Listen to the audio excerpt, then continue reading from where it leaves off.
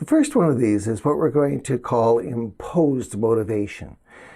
Sometimes it's referred to as extrinsic or external motivation. There are a tremendous number of things that motivate you from the outside. There are people, there's peer pressure. The people you associate with make a big difference in why you choose what you do. In fact, your choice to learn a language depended on externals. You didn't just say, oh, I think I'll be the person who speaks this particular language. You grew up with this external motivation. And I always marvel at watching a mother, and usually the child adopts the language of the mother. Even if the father speaks the language that is familiar to the mother is the one that the child picks up.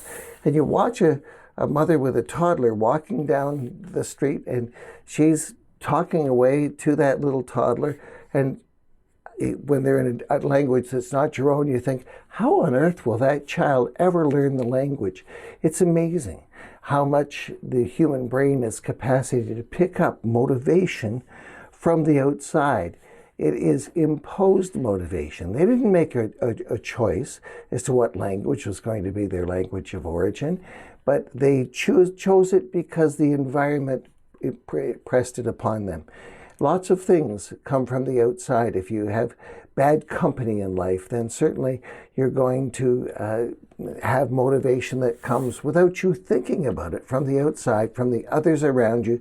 They're going to push you in a particular direction, and you might see it as your own direction, but it's there because of other people, other circumstances, and other influences in your life.